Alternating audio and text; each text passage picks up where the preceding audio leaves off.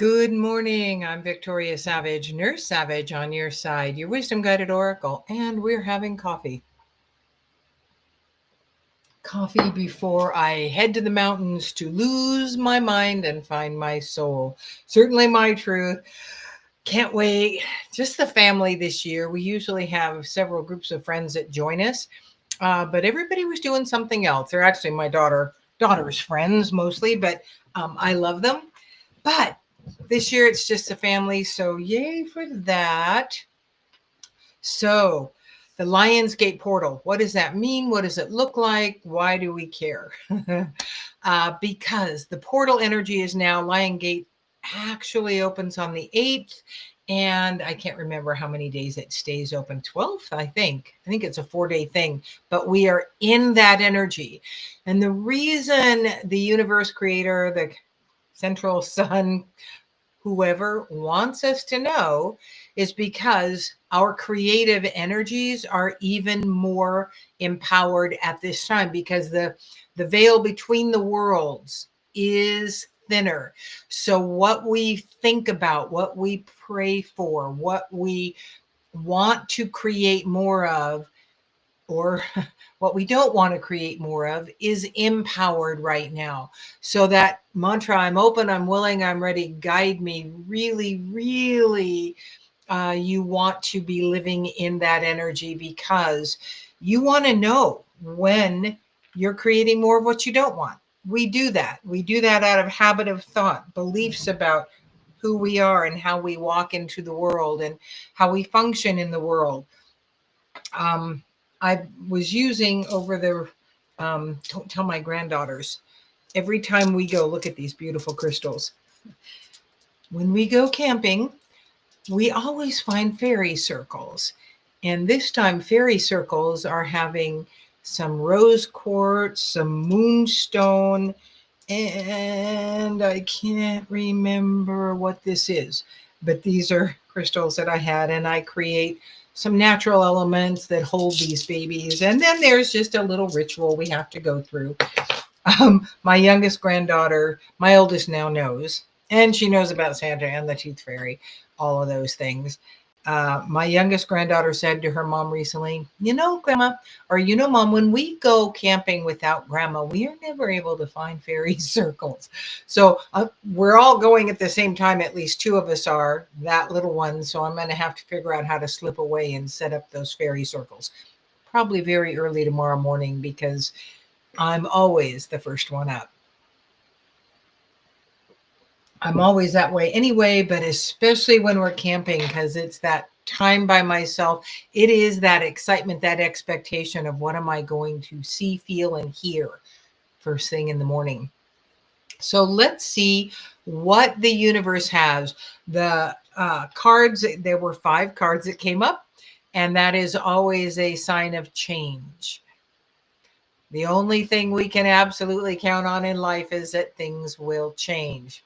What does that look like for us? Archangel Michael says, ask Archangel Michael to help you with this situation.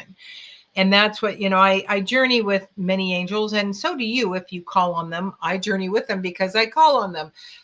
Also, I came in channeling Archangel Uriel, that wisdom that I've always honored, and love energies. Those are the characteristics of Archangel Uriel. And I didn't realize that's what I was doing, but I did realize I had wisdom beyond my years and accepted that. And then as I got older, was told through a person from the college I went to, and a very wise woman, she said, you have the gift of wisdom. And I went, well, okay. Oh, yeah, that makes sense because of how things had played out throughout life. So what we know is that we've got 5 cards today. It signifies change. There is this thinning of the energies between this world and the other. We are constantly creating with our words, our thoughts, our beliefs, and our feelings. We want to have extra insights now so that we are not continuing in old patterns of thoughts and beliefs about ourselves. Most importantly, beliefs about ourselves, limiting beliefs. And that's a good portion of what we travel with, what the world has given us, society, our families, our past lives that we brought energies in from, and ancestral energies. So we want to be made aware. So Archangel Michael, please come in, help us to be made aware, tap us on the shoulder, give us the awareness of when we are creating in our thoughts, particularly. They're some of the hardest for us to become aware of because they're this constant background tape. Ask Archangel Michael to help you with this situation. The next card that came up was from the Apparition Tarot, the Fool. And the Fool card is always about stepping off the edge of the cliff, stepping into this change, this unknown, with positive expectation. Change is something we generally fear. That is what we've been socialized into as well. It's bad. It's bad. And yet, that's the only constant we have in this life, is that we are changing, and change is always going to present itself. So be willing, be open, willing, and ready to be guided into this. Step off the edge. Do something that maybe scares you a little bit each day, and be willing to look at the possibilities and go, okay, I am going to engage in that. I'm going to trust that my desire to engage is what is pushing me forward here, because everything that happens to me is always for my highest and best good. That is a belief system I hold.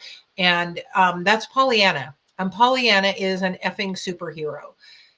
Transmuting energies of the negativity and all that is around us is an incredible power, because it understands that we need to keep our vibration higher if we're going to be at our most powerful throughout this lifetime. So Pollyanna steps in to shift and change, and so change that energy. The next card coming up, the Archangel, detach from the situation. Ask to be given the bird's eye view, the higher perspective in your travels, so that you can gain the wisdom, you can do what you need to do. Because the next card coming in is the Death card. And look at what the picture is. It is the butterfly. Death is not an end.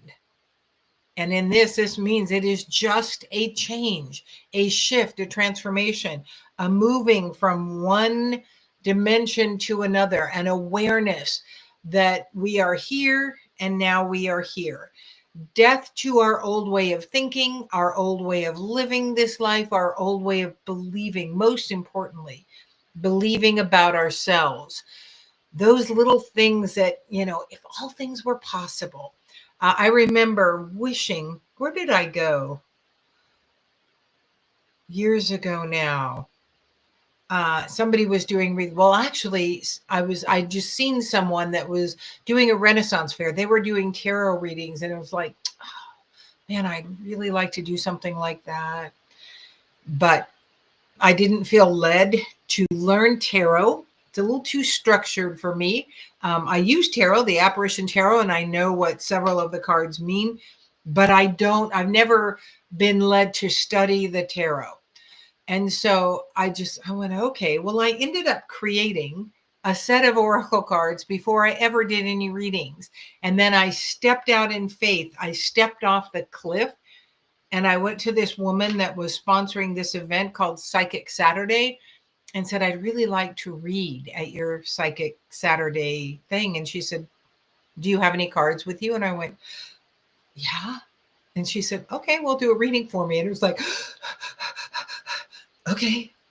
So I had her draw the cards, and I took off. The cards for me, are a jumping off place. They're not the definitive. They are something that is telling me something else. And so I took off, I took in faith this ability to shift something in my life, and I stepped off the cliff. And oh my gosh, am I glad I did. And that first time reading in there, I was very nervous and wondering how I was doing. And this woman walked in that I noticed, because she was Barbie. And I was thinking to myself, and she's probably really nice because she's gorgeous, tall, blonde, all of that. She sits down at my chair and I start reading for her. And this thought keeps coming into my head. Um, no men, no men. And it's like, oh, whatever. And I'm looking at the cards, reading and it comes through again. And finally I went, okay, I have to say this because it's come into my mind 3 times. And truly, that was the first time that kind of thing had ever happened. And I said to her, the message is no men. And she went, oh my God, that's what I needed to know. I wanted to know when I came in. And it was like, thanks God. I call it God. I'm comfortable with that term. You call them whatever you want. They do not care. And so that was such a lovely affirmation and I've had them down the years, because I always do when I'm given insights. I go, okay, maybe I'm not going to say no. I'm going to take this in and I'm going to mull it over and see what happens. And then I am given affirmations of that information. And it's usually not right away. It can be a year or 2. It can be a month or 2. It never seems to be right after. So just know that patience is a virtue because you will get what you need. The last card coming up this morning is focus upon divine and perfect health. Why? Why would that be part of this Lionsgate, this whole thing? Because remember, we are constantly creating. We are creating good health or we are creating ill health. We are creating more of what we want or we're creating more of what we don't want. So focusing on divine and perfect health is a huge empowering way to move forward, because when we are in less than perfect health, that's where our focus is. We go to the body, to the struggle between us and other people, the limitations that we have, all these false beliefs. We focus on the uncomfortable. Divine and perfect health is comfortable. It is aligned. It is harmonious. It is peaceful. Focus on that. And, Abraham Hicks does a lot of if you can't really imagine and daydream about the exact what you want, go more general. I want to feel more peaceful inside. I want to be more positively forward thinking and less negative forward thinking. I want to feel better overall. What does that look like? And then you can move more general. Think about things you love, enjoyments that you have in this world. What is being offered to you on so many levels? Think about those things, and more of those things come. Then you can get more specific. So you have an incredible reading heading into this first weekend in August of 2025. The Lionsgate portal is open. Those energies are there and they're becoming, thinner and thinner the closer we get to the Lion's Gate. And if I remember correctly, it is fully open for 4 days. And then we're still in the energy after. So be open, willing, and ready to be made aware of what you're actually creating, so that your walk here becomes more of what you desire and less of what you don't. Remember, what you desire desires you. Short but sweet this morning. Got to water everything before I leave. And then we are headed to beautiful, beautiful mountain scenery, water, family, laughter, and enjoyment. Thank you so much for joining me. I'm Victoria Savage, Nurse Savage, on your side, your wisdom guided oracle. Until we meet again.